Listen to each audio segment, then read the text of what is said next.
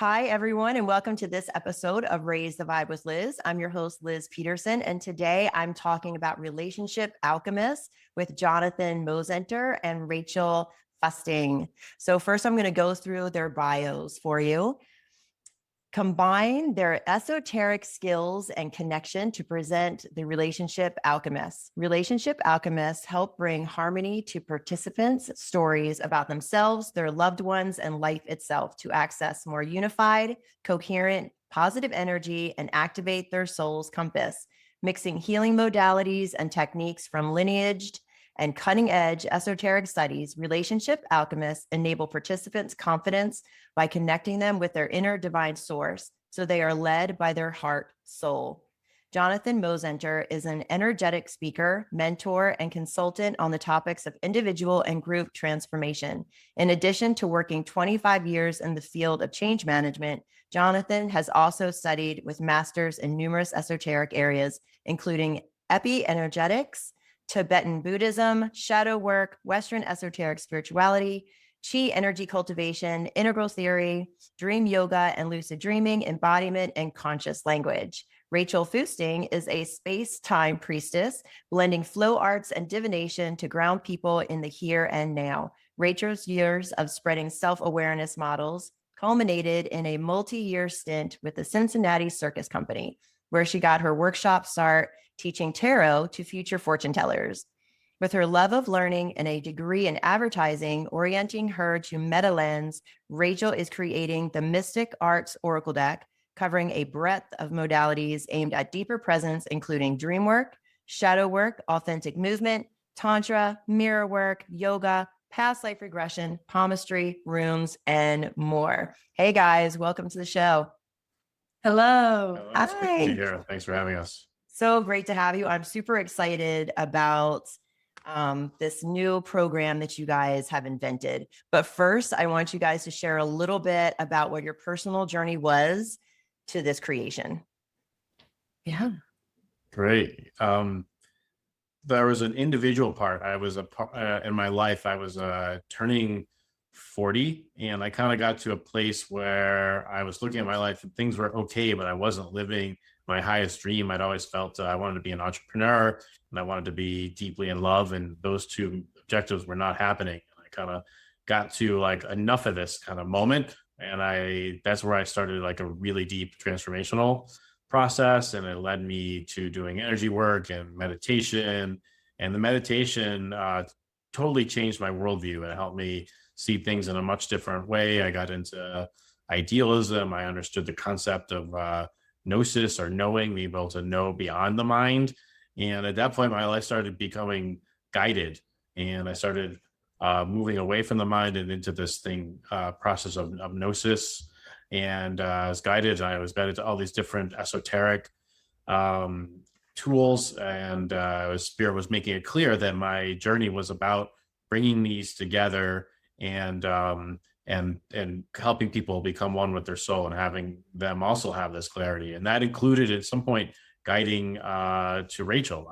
My spirit was guiding, like some point is like, hey, this is the one you really want to go for. And once we got together and got to know each other and shared our visions, we discovered we had the same vision for the future, and that kind of birthed the Relationship Alchemists. Awesome. Yeah. Rachel, how about for you? I was one of those late bloomers. I was a space holder from a young age. I'd always read people's fortunes and like listened to people in their times of strife. But then after I graduated college, it was like, okay, it's really time to decide what you want to do with your life. I got a degree in advertising, so I hadn't really committed to a path yet. I just accrued some skills. And so that led to a decade-long journey of self-discovery and yoga finally bringing me into my body, and flow arts bringing into my like spatial presence, and then realizing, oh, divination has always been here to orient me to like timeline presence. Like how can I affect the now in ways that redefine the past and influence the future? And so between like going through so many different self-discovery modalities, like every online quiz you could imagine that ever tried to capture what a human being could variably be, And using these tools to gain presence, I finally like arrived shortly thereafter, went on a road trip around the US to decide where I wanted to live, ended up moving to Boulder, Colorado, which is a pretty big hot spot for personal and spiritual development, and met this guy here at a community center. So started all of this. That's awesome. So how did you guys bring, what you both were working on to create what you call Relationship Alchemists? Okay, well, one thing, Rachael had this brilliant idea of dividing our business into 3 parts. We both kind of agree that everything in life is about relationship. And when you have a relationship, something that kind of creates an energy. And the more your energy goes up and positive, the higher your vibration is, the higher the gnosis comes when you're having a higher vibration experience. So we look at the world through different perspective lenses.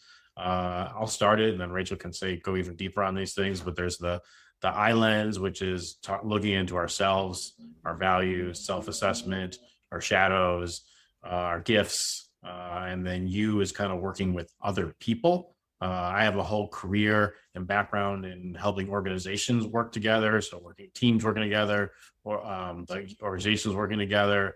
And then there's the kind of other, which is kind of about like, how do you align with spirit, and like, how do we understand metaphysics? How do we get into the right relationship with how the flow of life and its different processes?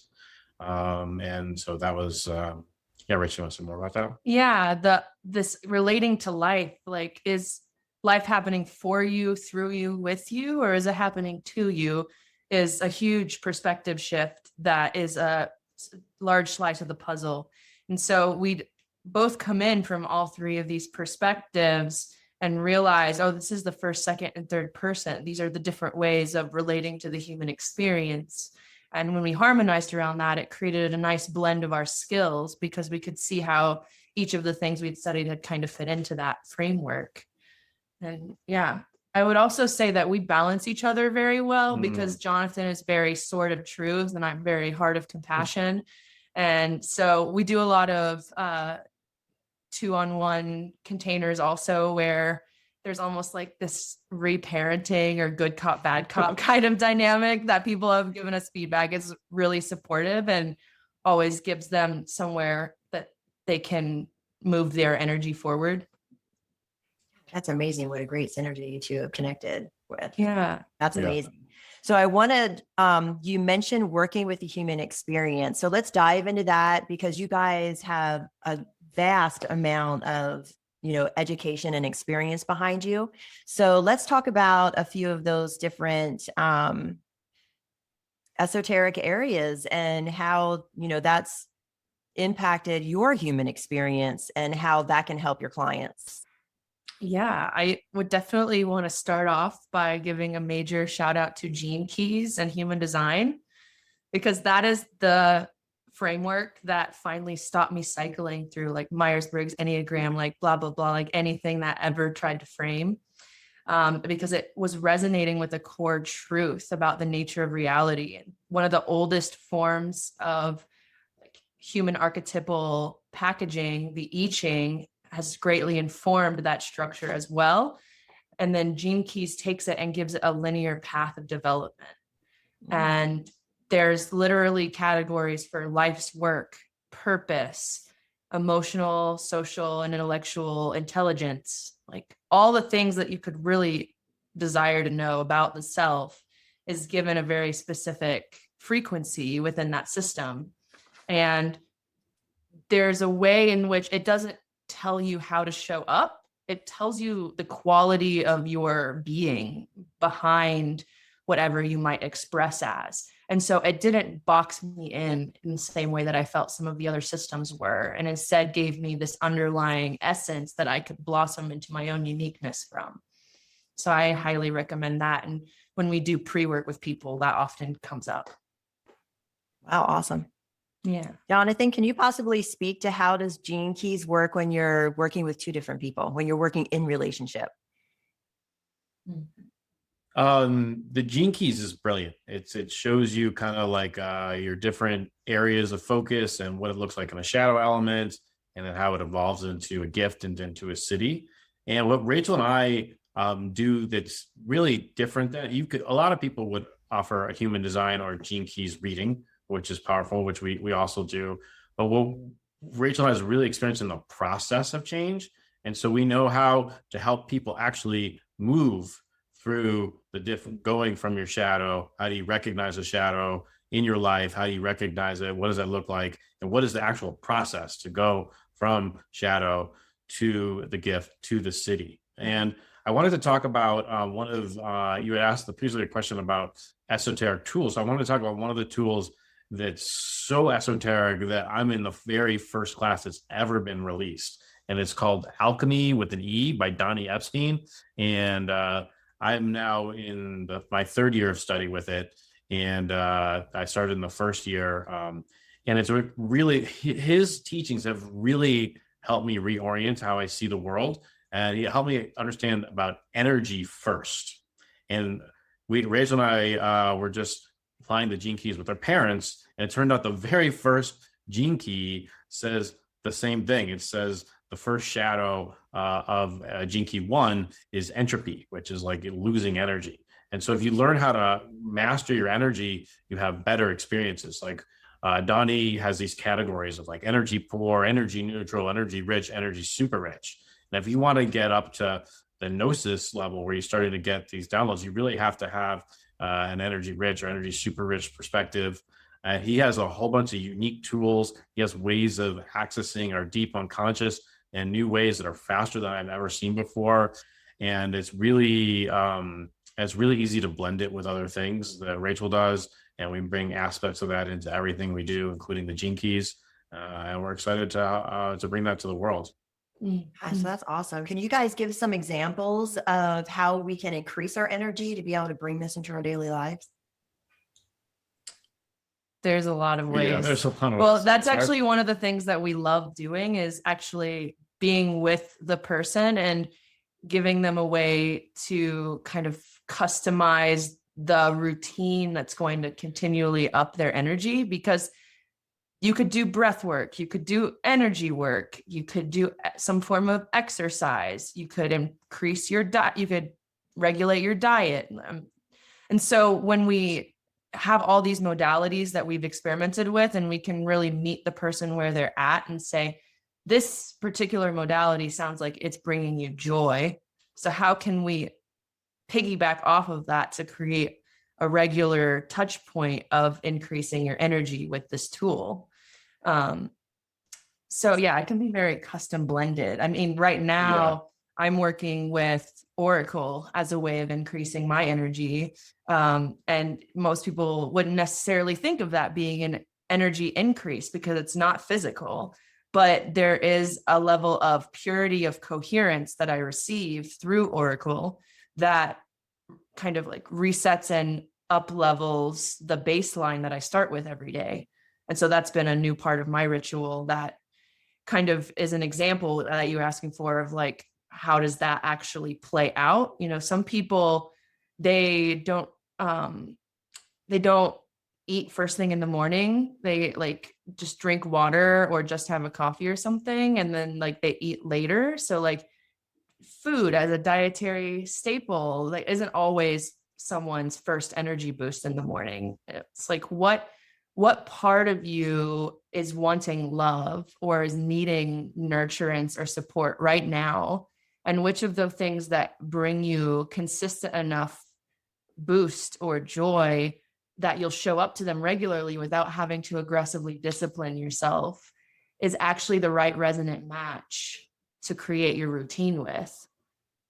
Yeah, I'd like to mention some in addition to all of the ones that Rachel mentioned, some other ones. For one, there's like chi energy, like some people do Tai Chi or Qigong. I'm doing this esoteric Qigong called Chi Energy Heals. That's really powerful. Another one is people don't often think of meditation as energy, but I do, especially the kind of meditation that I've been working with, this kind of Tibetan Vajrayana Buddhism, which is like the third turning of the wheel. I've been studying Ma Mudra and Dzogchen.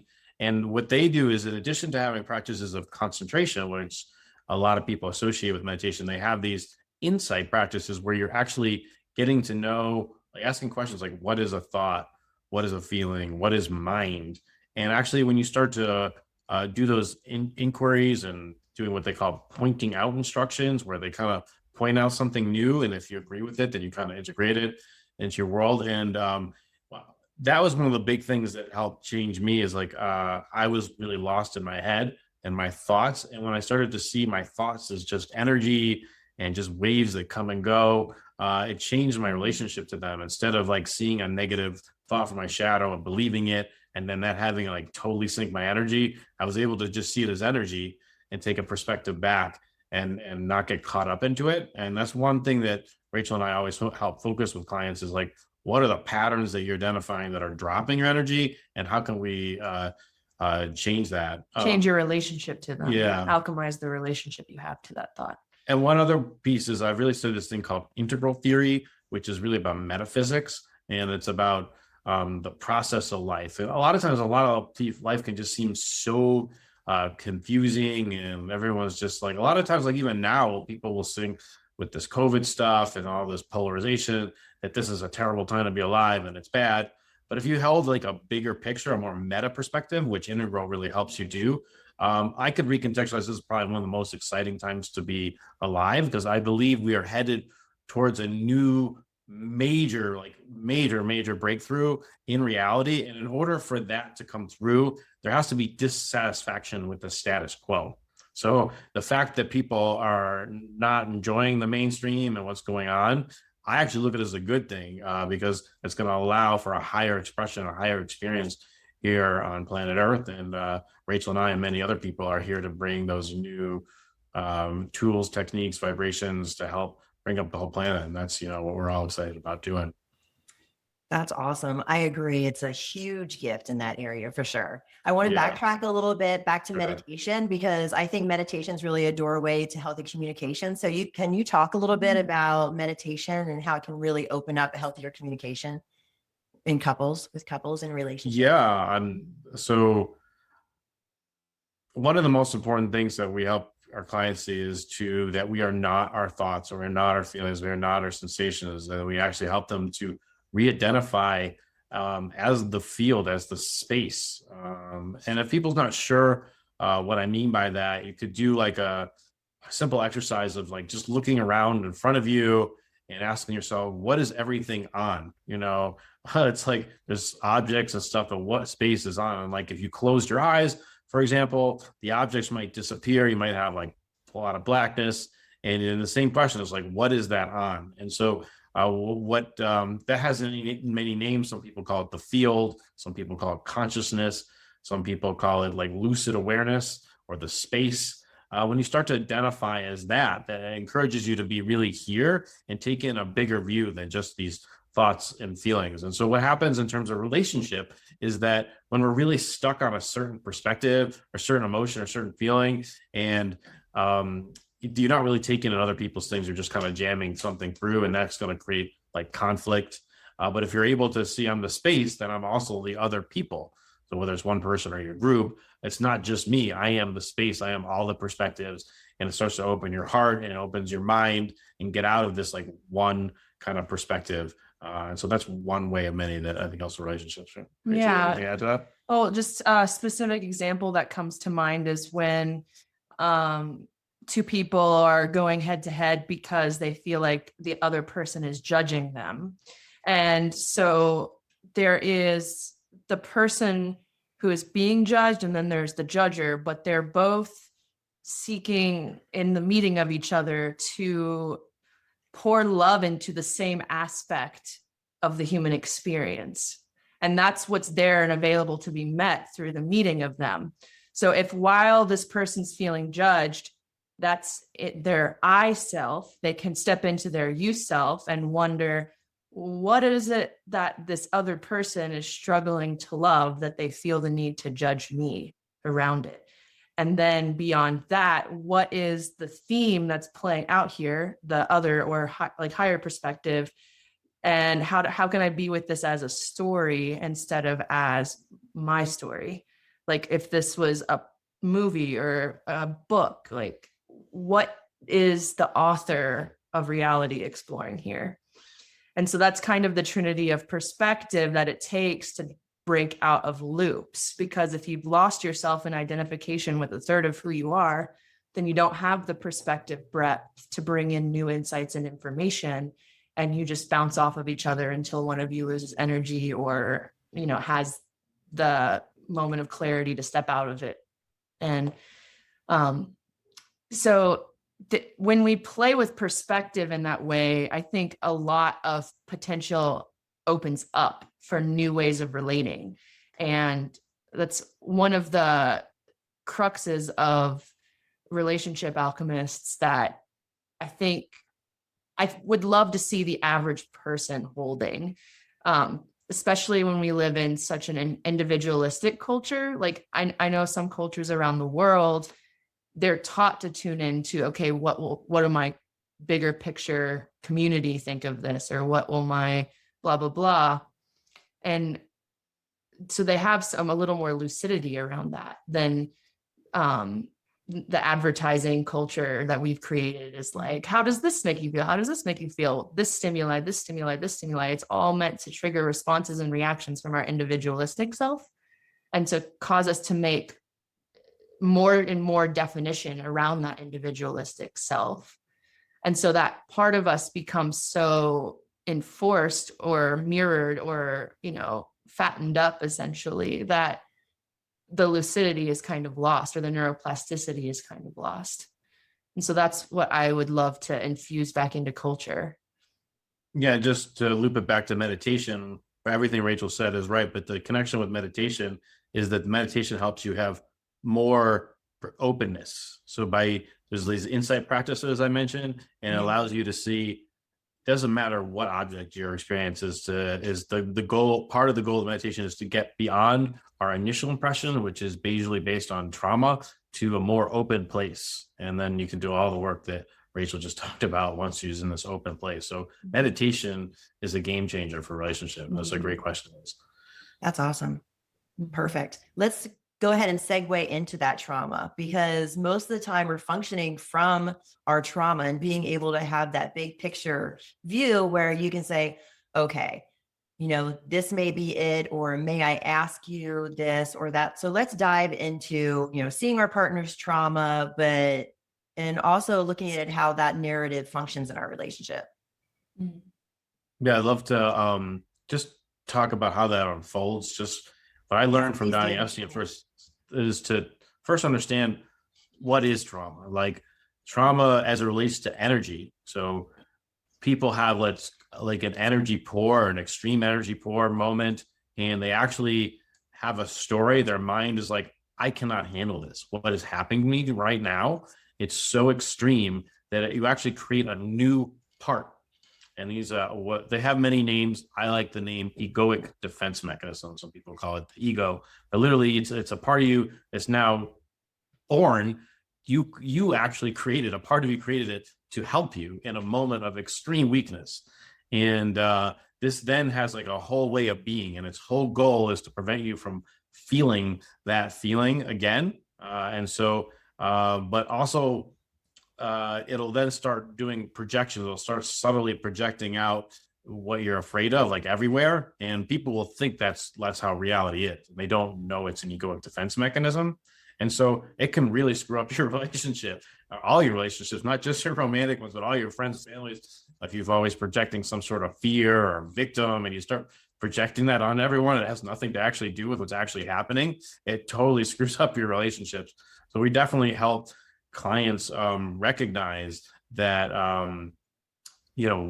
differentiate like what's objectively happening versus what could be a projection. And then there's whole processes of transcending that, which involves feeling those feelings and also like seeing them as a gift. The Gene Keys is actually a great tool because it actually shows that our wounds end up leading to our superpowers, because we get a wound and eventually we get so sick of being with that wound, we're now motivated to change that. And that sends you in a certain pattern. Like I had a pattern of not feeling, which eventually led into detachment, right?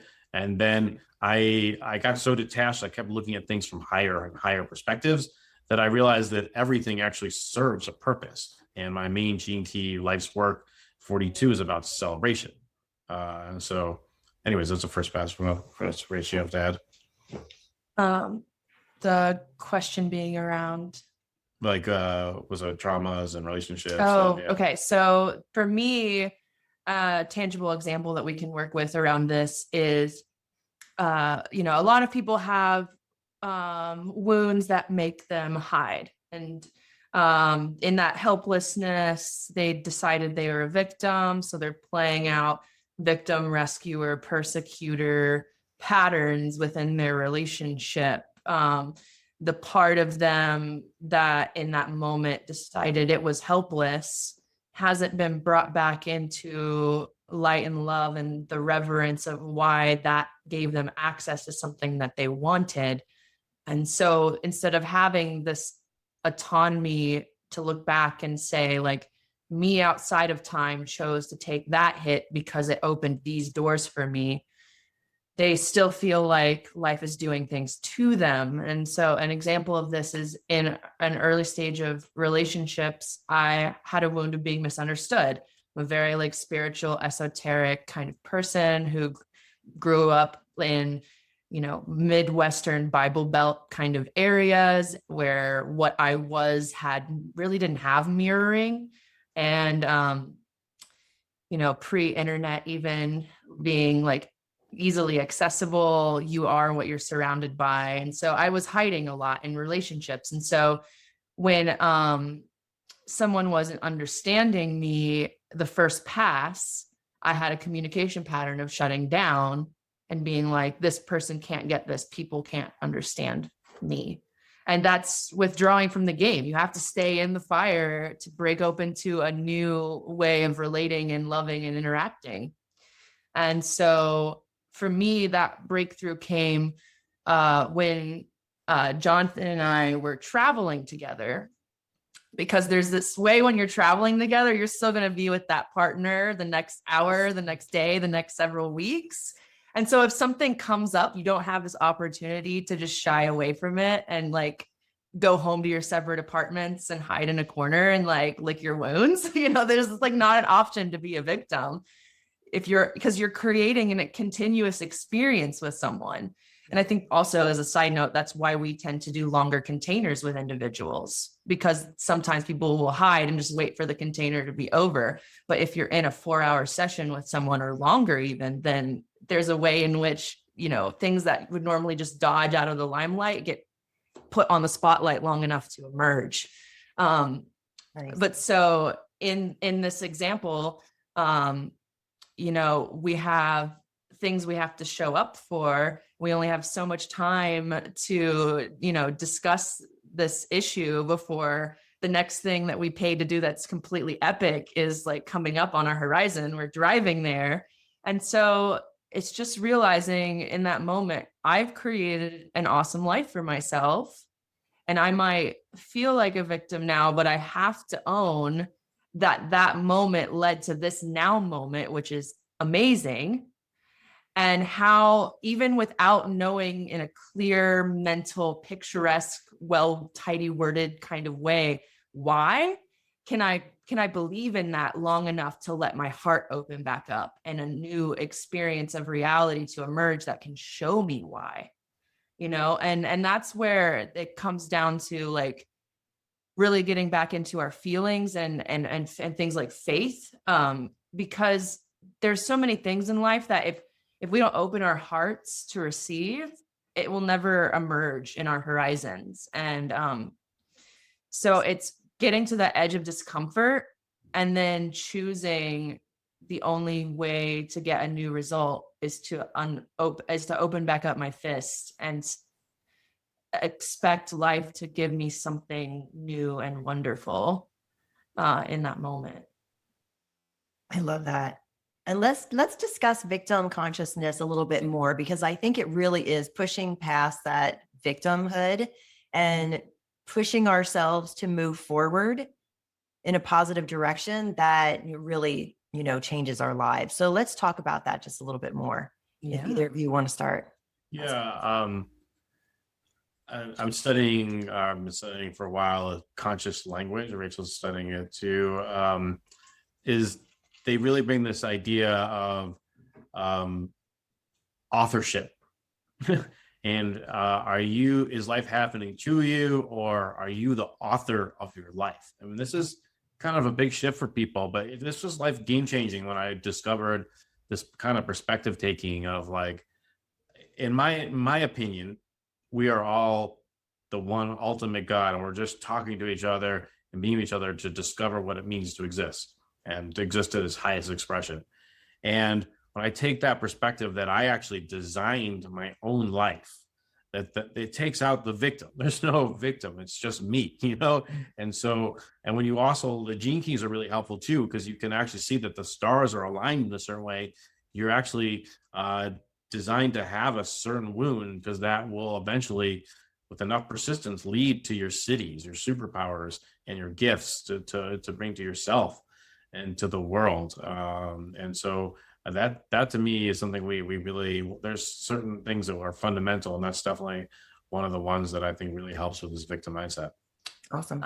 When I think of overcoming victim consciousness, what comes to mind for me is a parable that I received it as almost like a past life flashback in a sound healing with a gong.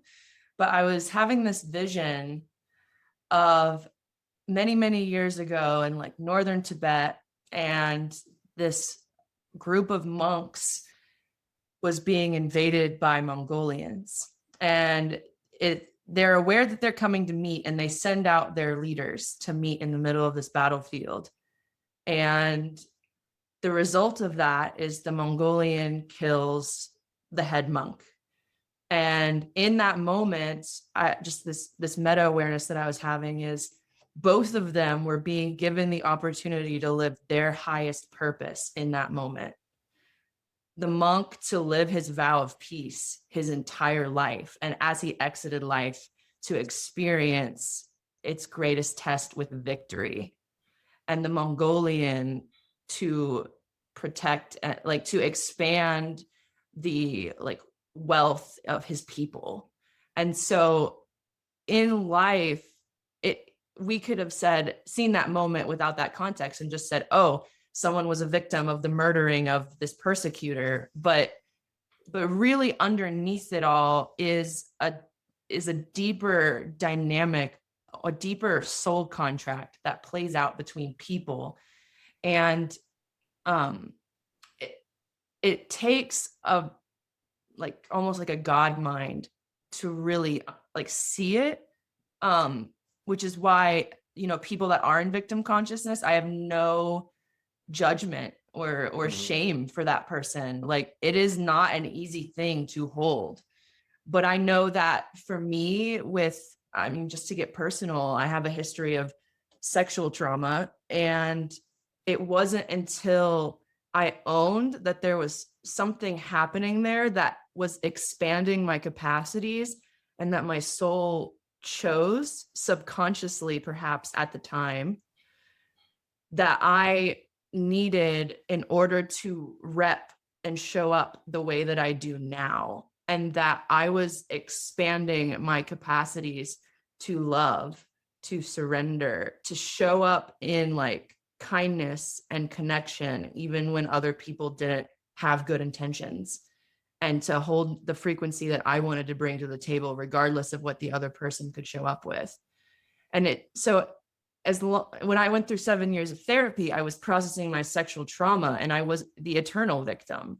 And my entire contract with healing was that I'm the victim and I need to be fixed. And it took stepping beyond that into this perspective, which is named the retrocausal timeline, that like my soul has a purpose, and what I chose to experience, although I didn't view it as a choice at the time, was my body playing out before I was even awake the values that I wanted to show up with in reality. And when I first started waking up, there was a lot of angst and grind and like stickiness and grab around those memories that I had to work through. But the answer wasn't how much evil all of these other people were. Like, my power is in me and what I was doing showing up in those moments. And so there's this way in which victim consciousness really blocks us from our personal power. Mm-hmm. And it's claiming sovereignty over our entire existence that reinstates that. And it's a journey for sure. I just also want to add a very succinct comment about the relationship between what Rachel mentioned as God mind or meta perspectives and pain. So, as I understand, have come to see, if you have a really extreme trauma, then there's some part of you that's got a story. I don't want to feel that. I don't want to feel that. I don't want to feel that. And then the mind has got to do something, because almost the mind's created to like not feel things. And so it's like going really fast. So the sharper the pain is, the more the faster the mind has to go to not feel it, because it's coming up with so much like intensity. So then the result of like enormous traumas can be like fast minds, which can help us then take more higher perspectives, and then eventually leads us the perspective taking allows us to see that pain from a different perspective and release it, which gives us even more energy. People have no idea. This is going back to earlier question about how do you increase more energy. I can't tell you how much increase of energy happens from releasing suppressed energy and then releasing these strategies. We spend an insane amount of energy just trying to not feel some traumas. Mm-hmm. And all that helps you get these more meta perspectives and allow you to have a better life and more energy. There's a metaphor of this that really sinks this home for me, which is the human mind is a computer, and you have long-term memory and you have RAM. And RAM is active memory. It's things it's the space in your computer that's being used to process everything that happens. And so if you have unresolved trauma from your past, the life itself is designed to bring you back to love. And so it is going to continue to throw that hard to address content into your field in an attempt to restore love in your life. And that occupies a certain amount of RAM. And if you suppress that, it occupies even more RAM. And so you're only left at 30% capacity of what the human experience can be. Wow. Because the other section of RAM is clogged. And if you have the courage to look into that trauma and move energy and resolve it, it files it back into your long-term memory, the suppression energy is also freed up, and your availability to life is magnificently increased. Like, it's a really important part of dropping into like presence, for example. Can you really be present if you're suppressing and ignoring massive amounts of unresolved backlog? Yeah. Like even after I've awakened enough to feel present in reality, there's still like little moments where, things that happened in the past that I wasn't available to feel then will have another turn around the bend, and it will be sharper than the moment warrants. And it's having the RAM clear enough that when the long-term memory gets pulled in, you can address it. That keeps life moving fluidly forward and keeps what we're learning continually integrating into a level of excellence that creates the freshness of being in our lives. Yeah, and just say succinctly, you will literally, when you release these things, the Buddhists who is in the Vajrayana path, these are the people who like turn to rainbow bodies when their life is complete. There's literally, I went to this class, I studied this book where all the people who studied turn to rainbow body gave their best tips, and there's like signs along the way that you're doing it. For example, you will feel more bliss in your body. You'll have something called like non-conceptual stillness or like inner peace.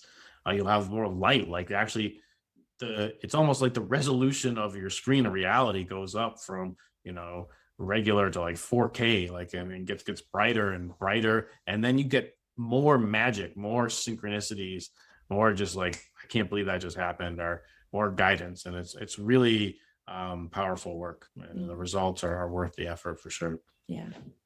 God, that is amazing, guys.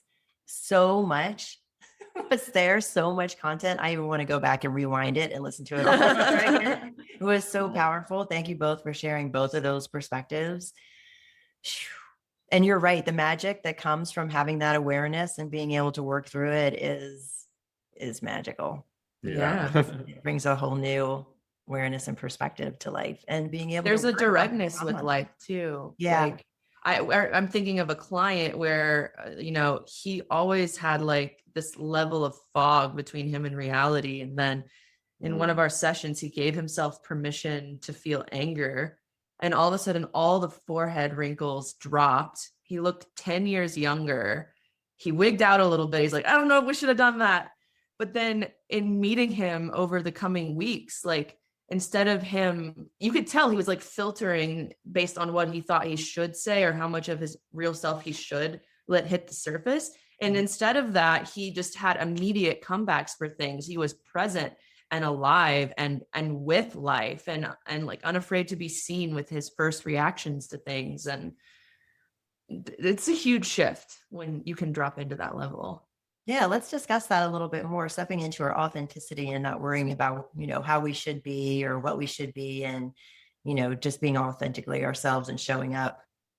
Yeah, I have a personal relationship with that because when I was young, I read a lot of books. And so as I started socializing and coming out of my book world as late as high school, there was this way in which I was primed to be more of a best friend or side character, because I wasn't the main character in any of these books. I was the reader of the book, right?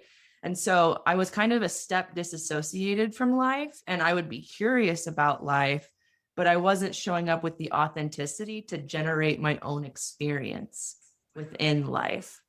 And so I went through this cycle of, like showing up in everyone else's story, and people loved me. And because I had a lot of good energy and momentum to add, and I had a lot of like insights to offer, but my own life wasn't actually being developed. Like there wasn't a way for life to even evolve me, because I wasn't playing directly enough in the experience for it to even have a way to mirror my energy. And so it was just like, okay, well, she just likes weighing in on other people's lives. I'll just keep sending her people that are in the middle of major like transformation, which is also probably how I ended up where I am today with working with transformation. But eventually I had to have the courage to make my own mistakes. I had to have the courage to say what I wanted instead of just being there for what everyone else wanted. I'd have the courage to say, I mean, I could do that, but if I'd rather do this, I'm going to stay home alone and do that. And, there's this way in which like our current reality is so geared towards comfort. And when we have that, it can limit our experience of life dramatically, because if there's even a chance of suffering, will we really lean into the discomfort of that risk? Will we tell the person we have a crush on that we like them, and risk the pain of rejection? Will we admit to the friend that it was super important that we hang out and we're sad that they failed, or will we just say, she doesn't like me, I'm just going to stay home? Like it's those moments where we choose to opt in or out of co-creating with reality. And that's what authenticity is. It's continuing to opt in and not like presuppose the consequences to a degree that we're no longer present. To not worry about the outcomes or the consequences of the future so much that we never show up to what we actually want. To be so disassociated from our body that we don't even have a clear feed as to what we're being drawn to or desiring. So presence is definitely a part of that, even being able to show up authentically. Like I remember one point that was really big in my early ahas of spiritual development, which is like Oh, I'm developing like 5 potential futures at once right now. And so all of these are moving forward really slowly. And like I know a vague direction is I want a sense of home. But I can think of 5 different kinds of living accommodations that would make me happy. I can think of 7 different places around the US I could live that would make me happy. And at some point when we're future projecting like that, we have to feel which of those we're resonating with. And if we're not dropped into our physical body enough to feel, we just keep generating possibilities and possibilities and possibilities because we can't differentiate between our yes and our heaven's yes enough to create a singular through line that gains momentum and becomes anything. We remain in the potentiality, which is essentially youth, right? When we're younger, we're entirely held in the breadth of our potential because it keeps us from being told how to show up in the world. And it's important that we have that, especially from like teachers and elders when we're young. But at some point we have to turn the key and decide what we want to become. Well said. I love that. Jonathan, you wanna I weigh would in? say, give a quick example in my life about authenticity. I was teased mercilessly as a kid for emoting. Like I was just a strong feeler, and boys in the 70s and 80s were not supposed to cry. It was not cool. And some peers would be like, "Hey, you're gonna be a crybaby," and eventually that happened so many times. I started to dislike that part of myself, and I started to think of myself as a loser, and I didn't want to be in this body, and that led to detachment, and where I started then becoming very more analytical. And everything was about pros and cons and analysis. So I wasn't being authentic. I would be like assessing, how is this going to be received? And that's not like being authentic or fully authentic at least. And so it wasn't until I got into the 40s where I started to reconnect to the feeling body, where now it's just I feel something strongly and I trust it, and I say it. And it's ever since, as I've been going through that process, my life went from being good, maybe like high neutral life, it was a good life, but not epic, to like dreams coming true and having like magic and synchronicity being a regular thing. And so I'd say being authentic is critical in discovering who your authentic is. And there's a strong relationship with being in tune with your heart and the feelings that are manifesting from your heart. So I wanted to just echo some of what you said around this self-trust. And this is a huge component of being able to have the courage to show up authentically. And I kind of had a unique relationship to developing self-trust because just the kind of life path I'm on, there are a lot of mistakes that needed to be made and learned from. And a lot of those were choices that I made, and they were mental and emotional choices. And so I had like kind of a mistrust on those planes. So I developed deep self-trust through the physical plane. And it eventually echoed into all planes of my relationship with self. I did that through yoga. There's so much that comes in with self-trust, with balancing and inversions, and through flow arts where I'm literally dancing with a prop and I'm swinging this metal pole all over myself, but I trust that I'll never hurt myself because my intention is not to hurt myself. I will not hurt myself, and the level of trust that comes from that being directly downloaded into the body. And so there's this undercurrent of self-trust that's reinforcing my ability to show up authentically and make mistakes again. So that was just a huge piece of how self-trust showed up for me. But it's a huge piece of it. absolutely. If you don't have the ability to hold down safety for yourself within yourself, then that's when authenticity becomes tricky. And I think we're all trying to create that for ourselves. But I think for a lot of us, that looks like being with our inner child, doing the reparenting work. Right. Because there's just so many ways to feel unsafe when you're a kid. And we make up stories about reality, and we don't even realize that we're holding this in the subconscious way we relate to our reality until we have a moment of looking back and we're like, oh yeah, little me was like really concerned about like what the next 3 weeks would look like for her in that moment. Like, and that was half of her life, like, um, that, it could even be innocent in a sense. And your parents may never have even known that they impacted you. Right. But for that little kid, it was the thread of the world, It's important work. Yeah. Self-trust is authenticity is huge. Big connection. Yeah, there. really important work. And how do we take that authenticity and how do you work with your clients to get them to bring that into relationship? Yeah. I feel like there is a liminal space that gets created when we do this work. We hold really sacred container. We do like saging and we set up altars, and there's this way that we create liminal space where people feel that they're being dropped into a love field.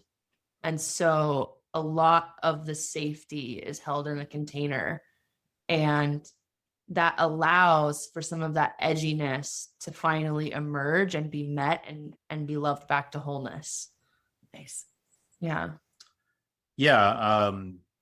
So there's the piece of the safety when we're working with people. As Rachel's saying, we really like to get to know people. If we're working with them, there's always sessions to get to really know what's going on with them, and before we kind of go into some deeper work. But it's as far as the person goes, this is a lot of this work is about how do you get a new story about yourself. And so we're using these tools to help them identify these shadow patterns, and we can actually show them in their astrological charts, their gene keys, and their human design. They were meant to have these, and if they actually stick with it and keep working on it, then they will have these powers, and they'll be able to give these services and gifts to reality. And it literally helps them go from being a victim and thinking everyone else is out to get them, or just having negative perceptions about reality and depressed, to actually like having a story and a path to their evolution. And that changes the relationship to themselves and the I first. And they feel that self-trust. It's like, oh, Spirit's not trying to get out of me. I created this so I could be a higher version of myself. I created my own hero's journey. And then they start projecting that out to other people and start being comfortable with telling their story. And then they start also affects how they see the other domain too, because they start seeing life as a process that's here to help me and not only contribute to my own happiness growth, but give me tools and gifts that then I can give to help with other people's roles. So yeah. Also, yeah, part of that I was kind of hearing, what you're saying too, is around like the hero's journey and this idea of a quest or like a soul quest or being a spiritual warrior. I feel like our human relationship to suffering is in a place in post-industrial revolution reality that it wasn't before. Like suffering was an inherent part of reality at certain moments. Like you can't birth a baby without suffering. And so I feel like as our connotations towards that have shifted, the hero's journey or the spiritual quest or the spiritual warrior kind of reconnects us to suffering as something that could even be desirable to meet head on. And that we don't have to, I mean, Jonathan even prefers not to use the word suffering, but like to feel a positive reinforcement when we meet our uncomfortable edges, instead of this, like, I'm dragging myself to the edge because I know I have to, being like wow, I get to address this next. And it's totally at the core of my narrative. And that's so cool. And the emotional shift around that portion of it is also a part of what I think makes it more easeful to be in those kinds of spaces, because if there's two people holding that lens, you're just kind of wrapped into the cocoon of reverence for life in that moment. And even when it gets sharp, there's this like the sharpness of a sword. It's not the sharpness of death. It is potentially a transformation, but it's, pain and death are not the same necessarily. Suffering and transformation are not inherently woven either. So those are some of the reorientations that kind of make new things available. I wanted to just piggyback on what Rachel's saying. She mentioned Sure. about suffering and pain and death. These are words that we've historically said are quote unquote negative, but conscious language are kind of manifesting with our words. And if we can take a different perspective on those things, I would argue that everything serves. Actually, my second most on my activation sequence, was called the evolution. The highest city is called veneration or like reverence. So I just want to say a little bit about how we can revere and maybe see these from a different perspective so we can celebrate them. So pain and suffering. So for example, if you're doing this meditation as I'm talking about it, and you are able to suddenly have a little bit of detachment from the pain and the suffering, so then you can start to take another perspective on it and not just get so caught up in how your initial impression of it was, which is normal. Then you might see it's almost like imagine we're like a car, and there's all these gauges like, gas and speed. What if pain and suffering is just saying, hey, something's out of alignment with like what could be? It's not supposed to be like move away from it. It's supposed to be like, hey, go into it and see what it's trying to tell you.